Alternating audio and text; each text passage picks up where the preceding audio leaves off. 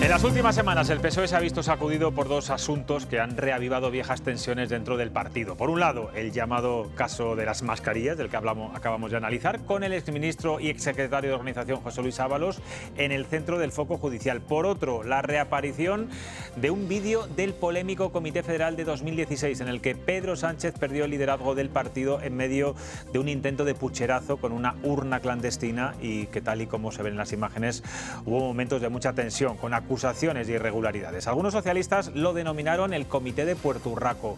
Una de las voces más críticas, entonces, visiblemente afectada durante aquella jornada, fue la exportavoz del PSOE en el Congreso, la vallisoletana Soraya Rodríguez, que está esta noche con nosotros en Cuestión de Prioridades. ¿Qué tal? Buenas noches. Hola, buenas noches. Bueno, 10 años después está viendo a Koldo, está viendo a Ábalos, veremos en breve a Santos Cerdá sentado en un banquillo, y yo entiendo que usted se preguntará, ¿y cómo es posible que nos ganaran las primarias? Sí, la verdad es que cómo es posible, ¿no?, que estos personajes nos ganaran las primarias, bueno, pero la realidad es que más allá de todo lo que estamos conociendo ahora y lo que se ha visto también con este vídeo de hace 10 años, de 2016, en el que, bueno, el secretario general del PSOE intentó esconder una urna para hacer una votación sin censo, sin interventores, porque desde el momento en el que empezó el Comité Federal sabía que no tenía mayoría. Más allá de las irregularidades que estamos conociendo en las primarias, bueno, ese bancal de rosas al frente del cual estaba Cerdá. El bancal de rosas era esa cuenta que abrieron para que hubiera muchos microcréditos, en la que luego también Koldo ha declarado, ¿no?, que hacían, en fin, ¿no?, a distintas personas como rumanos, les daban un poquito de dinero para que luego lo ingresaran. Bueno, nunca tuvimos esas cuentas, pero quiero decir que más allá de eso, ganaron las primarias. Había un debate de fondo ideológico que no podemos olvidar.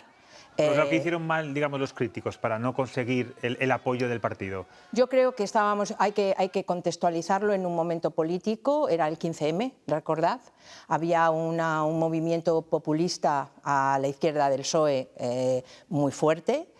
Había un debate ideológico de fondo, que era llevar a este país a terceras elecciones o intentar hacer un gobierno, un PSOE con 90 diputados, 90, y con aquellos que acababan de protagonizar, para mí, un golpe de Estado en Cataluña, con partidos como HB, con los que el Partido Socialista ni firmaba un recurso de inconstitucionalidad. Es decir, para muchos socialistas aquello era impensable, y llevar al país a unas terceras elecciones también, porque pensábamos, yo lo sigo pensando, que un partido que no puede gobernar, pues tiene que facilitar la gobernabilidad de quien puede. Y, por cierto, de quien ganó las elecciones.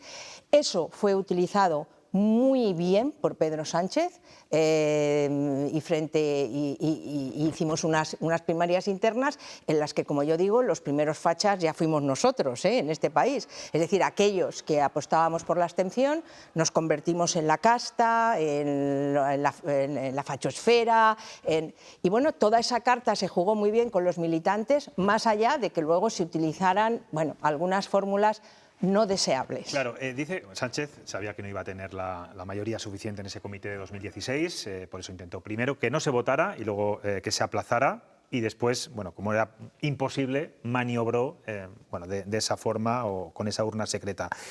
Yo lo que me pregunto es por qué algo tan grave no le ha pasado factura, no le pasó factura dentro del partido. Bueno, lo cierto es que durante estos 10 años nosotros hemos estado contando lo de la urna escondida, detrás de una mampara, ¿no? Era detrás de un panel, detrás de una cortina, y la verdad es que ciertamente no nos han creído del todo, porque realmente que un secretario general del PSOE, en aquel momento lo era, en fin, no tenía mayoría, era un secretario general débil, en el Partido Socialista, en fin, ¿no?, Alfredo Pérez Rubalcaba, Javier Fernández, los felipistas, que ahora es un insulto, ¿no?, pero éramos potentes. Bueno, pero es cierto que nunca imaginamos que quisieran hacer un pucherazo a ciencia y paciencia, como yo digo, viéndolo todo el mundo. Esas imágenes no se han tenido nunca. O sea, yo he hablado con gente de la gestora que presidió Javier Fernández, y esas imágenes que debían haber estado grabadas, como todos los comités federales. ¿Usted sabía que estaban grabadas esas imágenes? Nosotros, ¿Se ha enterado ahora cuando no, nosotros sabíamos que estaban grabadas y desaparecidas. ¿Por qué? Porque todos los comités federales se grababan. Una vez que había pasado el comité federal, se guardaban en el banco de datos de imágenes del partido. Y de hecho, si hay un acta de un comité federal y era necesario revisarlo, por ejemplo, de alguien que dijo, no, corrijan ese acta, había esas. Lo que sí que sabíamos es que nunca habían estado. Es decir, que el secretario general dimitido, Pedro Sánchez, su secretario de organización o su gente de confianza, Ábalos o Cerdá, cuando se fueron del partido se la llevaron. Bueno, estamos viendo en esta pantalla y la militancia grande, nunca las vio, bueno, ahí se la ve, que es la de la camisa roja. Bastante descompuesta ese día Soraya Rodríguez. Sí. Claro, también nos ha sorprendido mucho la frialdad, ¿no?, de Pedro Sánchez, que no se le mueve ni una ceja. ¿Ese es el proceder del presidente en general, por lo que le conoce? Bueno, lo cierto es que... Era un día de tensión. Era un día de tensión. Para que la gente que nos vea lo entienda, aunque se ha explicado muchas veces, justo esa semana en la que se iba a celebrar el Comité Federal, a Pedro Sánchez le dimitió la mitad más uno de su ejecutiva. Y los estatutos del partido son absolutamente claros. Si el secretario general se queda en minoría en su ejecutiva, tiene que dimitir. Había pasado hacía poco tiempo aquí en Castilla y León. A Julio Villarrubia le había dimitido la mitad más uno. Yo creo que no por un tema ideológico de fondo, sino una maniobra de Óscar López y compañía, pero bueno, Julio salió, hizo una rueda de prensa, dijo, según los estatutos tengo que dimitir, pongo mi cargo a disposición y se convocará una gestora que convocará un congreso. Eso es lo que tenía que haber hecho Pedro Sánchez, y mucho más cuando la mitad más uno de su ejecutiva le dimite por un tema claramente ideológico, porque él está dispuesto a avanzar en unas negociaciones imposibles, que bueno, luego se han visto posibles, porque hemos hecho ese gobierno Frankenstein que denominó Alfredo Pérez Rubalcaba y que hasta hoy no gobierna España, pero para nosotros era imposible, había un fondo ideológico. ¿Qué hizo él? Pensábamos que ese comité, que podía haber durado 3 horas como mucho, en el que el secretario general dice, estoy dimitido, según los estatutos, que se nombre una gestora y la gestora ponga la fecha de un congreso. Duró 11. Duró 11 horas. ¿No? Duró 11 horas, porque él se negó a aplicar los estatutos, luego quería convocar el congreso y dirigirle él cuando ya estaba dimitido. Y cuando vio que estábamos dispuestos a votar y que no nos íbamos a ir a nuestra casa sin votar, y teníamos mayoría para ganar, fue cuando se intentó hacer esa votación fraudulenta, que finalmente no se llevó a cabo, solo votaron 7 personas, entre ellas el secretario general, el primero, y luego ya sacamos la urna, nombramos interventores, votamos por llamamiento público y ganamos. Pero bueno, esa ha sido la resiliencia, ¿no?, de la que tanta gala se ha hecho, pero claro, resistir incumpliendo los estatutos del partido, intentando hacer un pucherazo en un comité federal, pues, en fin, iba a decir una frase que no, de aquellos, estos lodos, ¿no? Se empiezan incumpliendo los estatutos y se acaba incumpliendo la Constitución, como ha pasado con la amnistía. Señora Rodríguez, entre los críticos de aquel comité estaba el actual portavoz socialista en Castilla y León, Carlos Martínez, que entonces, vamos a decir, era susanista. No sé si es raro que Pedro Sánchez haya apostado por él, cuando a todos los que estaban en contra, a todos los que no apoyaron, se los ha ido apartando uno a uno. Bueno, no sé si es una rara avis, Carlos Martínez, en este sentido. Es una rara avis, y la verdad que yo creo que también el resultado que ha tenido el Partido Socialista en Castilla y León en estas últimas elecciones lo demuestran que es una situación diferente, ¿no?, a la que ha pasado en Aragón, en Aragón y en Extremadura, perdone. Y en Extremadura. Carlos nunca ha sido un sanchista, es decir, lo que pasa es que, claro, también en Castilla y León ha sido una rara avis, porque ha sido el alcalde que más tiempo ha estado gobernando por mayoría absoluta. Y yo creo que el partido en Castilla y León, o una parte del partido en Castilla y León, se ha impuesto con sensatez, poniendo al frente del liderazgo a nivel autonómico a un verdadero líder, que lo ha demostrado en las urnas, que es donde realmente uno demuestra el liderazgo. Y creo que, bueno, lo que nos está diciendo estas elecciones autonómicas es que cuanto más cercanía tiene el candidato al sanchismo, a lo que él representa, a lo que representa Pedro Sánchez, pero es el resultado electoral, y que cuanto más alejado está el candidato del sanchismo y más cerca a esa idea de un PSOE anterior a Pedro Sánchez, que es Carlos Martínez, pues mejor resultado electoral. Ahí están las encuestas de Andalucía con María Jesús Monteros. Ábalos reconocía el lunes en el Supremo, en el caso de las mascarillas, que había un descontrol en la caja de Ferraz. ¿Usted lo pudo comprobar en primera persona cuando era portavoz en el Congreso? No, yo lo he dicho también públicamente. Yo llevo mucho tiempo en el partido y perdón, ya no estoy, pero llevaba muchísimo tiempo en el partido. Me afilié a los 18 años y la verdad tengo que decir que siempre estuve en puestos de responsabilidad y nunca en la vida me han pagado con un sobre como esos que hemos visto en televisión.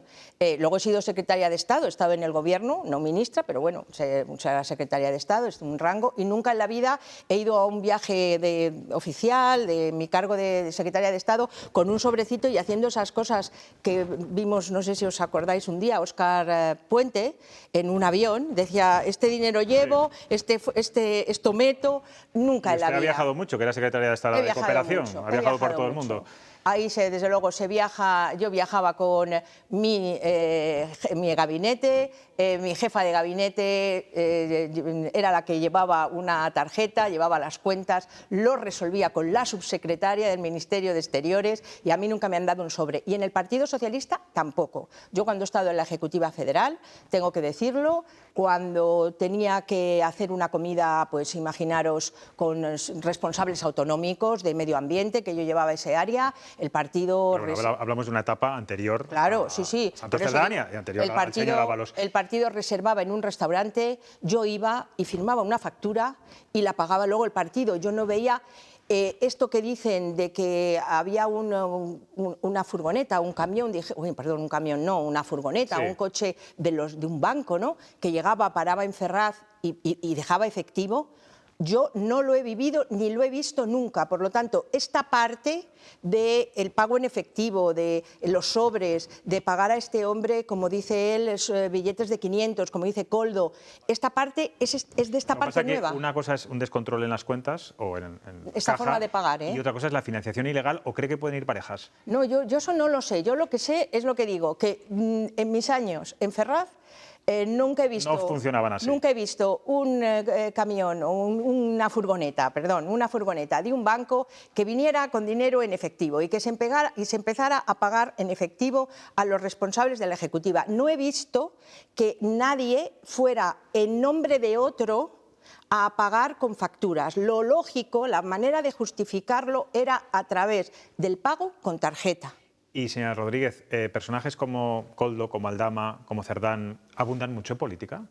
Bueno, pues afortunadamente... Usted lleva experiencia, ¿eh? Afortunadamente no, afortunadamente no.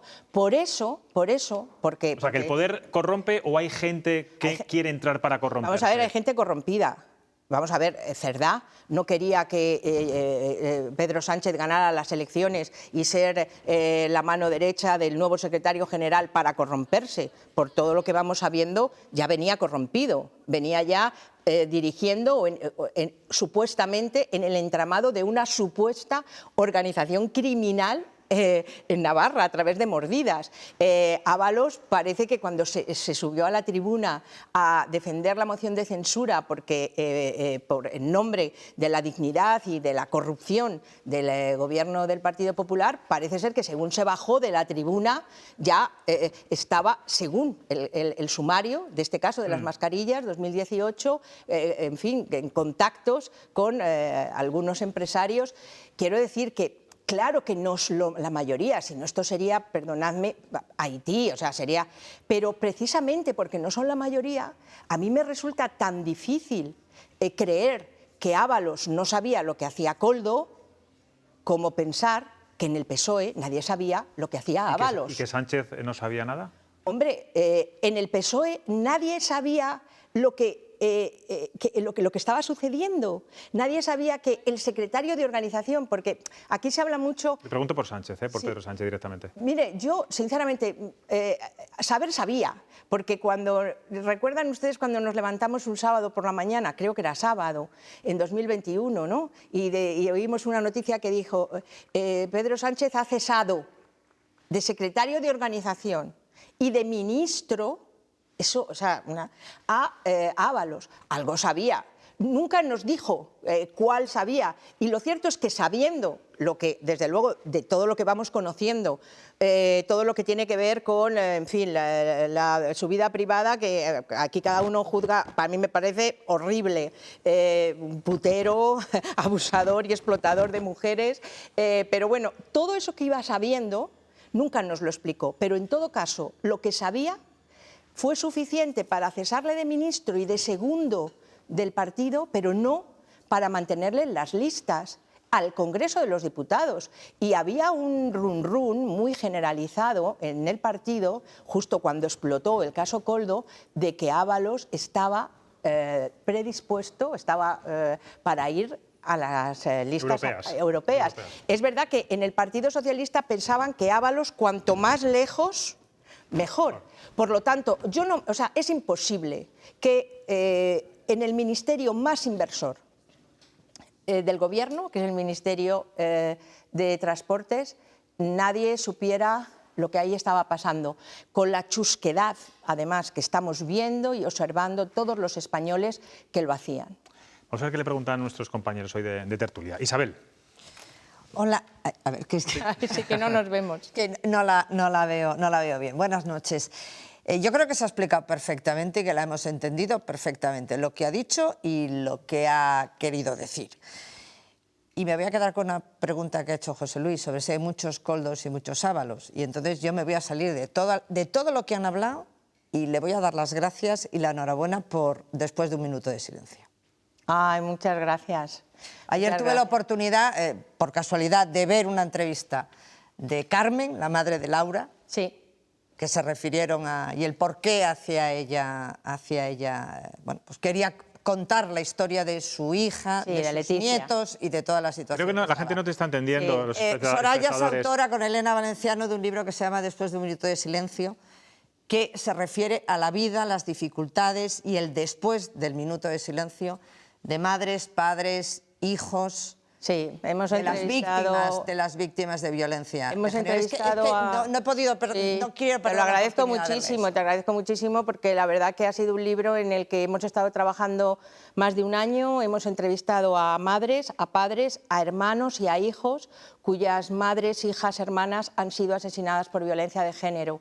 Y el libro, efectivamente, como muy bien dices, es Después del minuto de silencio, porque en él hemos hablado con ellas y contamos cómo se reconstruye una vida después de una tragedia de estas características, fundamentalmente también para concienciar a la gente, a la sociedad, de que las víctimas de la violencia de género directamente son las mujeres asesinadas, pero indirectamente lo somos todos. Es víctima el padre, es víctima la madre, es víctima el hijo, que se queda sin la persona que más necesita para seguir adelante, y son víctimas los hermanos, las hermanas, que tienen que reconstruir ya su vida cargando Pues te con esa emplazo a hablar tragedia. de este libro en otro momento, aquí en Cuestión Pues de muchas Prioridades. gracias. Javier.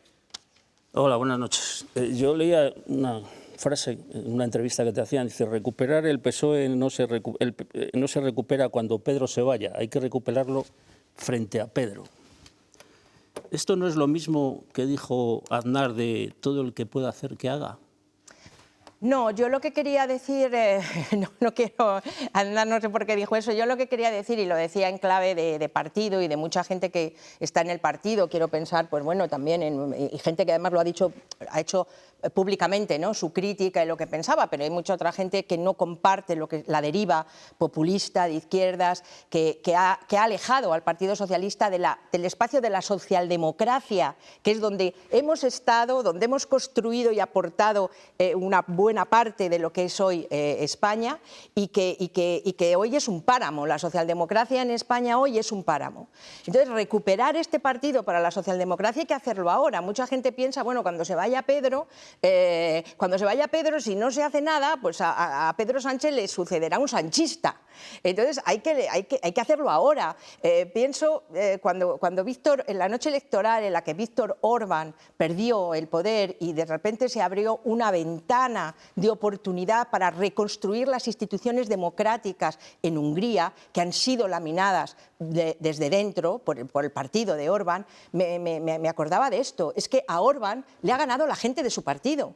Fue la gente de su partido la que se levantó, la que dijo, por aquí no, somos gente, es un partido de derechas, pero es un partido, hoy en día en el es un partido demócrata. Rodríguez, ¿no? Bueno, yo lo que sí que tengo claro es que en política lo primero, indudablemente, cuando eres demócrata, es defender la democracia y defender un partido y defender un espacio político, sabiendo que además el que está enfrente es absolutamente necesario. La democracia, esta gente que piensa que solamente si gobiernas tú o solamente tu partido es el que sostiene la democracia, no, las democracias de partido único son autocracia. Entonces, quiero decir que yo animo, yo siempre espero que haya gente que se levante, que haya gente que hable, que haya gente que se organice. Cuando Jordi Sevilla intentó hacer esta corriente interna, que bueno, parece que no surgió, pero yo creo que se puede hacer. El espacio de la socialdemocracia está huérfano y hay mucha gente en política y en el Partido Socialista que lo sabe. Cualquier iniciativa que contribuya a recuperarlo, pues ojalá, ¿no?, que Paje también decidiera dar un paso adelante, pues habría muchísima gente que estaría detrás de él, ¿eh? José. ¿Qué tal? Buenas noches, señora Rodríguez. Como usted ha sido cocinera antes que fraile, si me permite la metáfora, querría preguntarle, ¿está usted segura, con los puestos de responsabilidad que ha tenido, que el Partido Socialista, cuando usted estaba en la Secretaría de Estado, no tenía una estructura de esa manera? Es decir, ¿está usted segura que toda la culpa la tiene Pedro Sánchez? Y una segunda pregunta muy rápida. Como usted aboga por la socialdemocracia, recuerde que usted dio el paso, cruzó la talanquera, y la talanquera usted se fue a Ciudadanos, y claro, Ciudadanos sí tenía un enemigo interesante, era la socialdemocracia. No, no es verdad. Ciudadanos salió precisamente y en sus estatutos se denominaba Partido Socialdemócrata, y buena parte del éxito electoral de Ciudadanos fue que mucha gente de centro izquierda y socialdemócrata votó votó a ese partido. O sea que, desde luego... Recuerde que su fundador hablaba de liberalismo, de liberal. Sí, pero si tú vas a los estatutos, bueno, en los estatutos... Pero el fundador era el fundador. En los estatutos, no, era un partido socialdemócrata. Y bueno, si vas a la gente de Cataluña, Francesc Carreras, en fin, era claramente, había una parte de Ciudadanos claramente de espíritu, de discurso socialdemócrata. El éxito en las elecciones de Cataluña de Ciudadanos, recordar aquello, ¿no? El cinturón rojo de Cataluña se convirtió, al menos por unas elecciones, en cinturón verde, precisamente porque había mucha socialdemocracia, pero sobre todo mucha defensa del Estado, de la integridad territorial del Estado, que eso siempre lo ha defendido la socialdemocracia. En relación a la primera pregunta, para no escaparme, yo de lo que sí que estoy segura es de lo que a mí me ha pasado. Y cuando yo digo que esos sobres que habéis visto, y la gente que nos está escuchando, como la cosa normal de meter, de que ahí vas con facturas, las ponías encima de la mesa y te pagaban todas esas facturas, yo eso nunca lo he visto en el Partido Socialista. Si alguien, yo no puedo decirlo, pero eso yo nunca lo he visto. Portavoz en el Congreso, secretaria de Estado, ha sido portavoz también en el Ayuntamiento de Valladolid, eurodiputada, Partido Popular, Ciudadanos. ¿Va a volver a la política? Pues la verdad es que... Porque escuchándola, todavía esto le va mucho. Vamos a ver, yo considero que la política no es solo la política activa. A mí me parece también muy higiénico que los políticos, cuando dejan la política activa, pues vuelvan a su puesto de trabajo, a la vida privada, pues hagas también iniciativas que tienes mucho tiempo en la cabeza, como ese libro, lo puedas hacer, pero eso no significa que no sigas haciendo política en el sentido de que es que yo tengo una motivación política, tengo una vis política, la tengo también en las asociaciones por las que trabajo. Pues no, eso yo no lo sé. A lo mejor mañana, pues dentro de unos años, cuando esté en una residencia de mayores, pues a lo mejor también organizamos, ¿sabes?, un debate y entonces yo voy allí y tal. Pero eso es política. La política está en todo lo que hacemos, está en las asociaciones, está en todo lo que... Y otra cosa es la política activa, volver a ser diputada, volver a ser... No, eso no. Esa es una etapa de mi vida absolutamente satisfactoria, como tú muy bien has dicho, además, en fin, extensa, dilatada. No tengo más que cosas buenas que recordar, pero no renuncio, de verdad, no renuncio a que el erial de la socialdemocracia, que ahora mismo está vacío, vuelva a ser ocupado, porque creo que este país lo necesita y creo que además hay que romper la polarización en la que nos estamos moviendo continuamente. De la polarización solo nace el radicalismo, a izquierdas y a derechas. Me niego a pensar que el Partido Socialista y el Partido Popular, es decir, que el centro izquierda y el centro derecha no pueden acordar, no pueden entenderse, lo pueden hacer y lo deben hacer. Y esto no solo es un problema del Partido Socialista. Yo recuerdo aquí que cuando Carlos Martínez le ofreció al candidato o presidente en funciones de la Comunidad de Castilla y León, oiga, vamos a ver, que gobierne la lista más votada y nos sentamos a negociar una investidura y a ver luego, yo haré la oposición, pero ¿en qué podemos acordar? Él dijo que no. Me parece un grave error. Igual que me parece un grave error que Vox haya impuesto su agenda en Extremadura porque el Partido Socialista no se haya abstenido en una investidura. Hay que recobrar la sensatez en la política. Bueno, pues veremos a ver si alguien coge ese testigo de la socialdemocracia. Soraya Rodríguez, gracias por estar aquí en Cuestión de Prioridades de nuevo. Muchas gracias a vosotros. Gracias. Y venimos para el libro. Venimos para el libro con Elena Valenciano, ¿vale?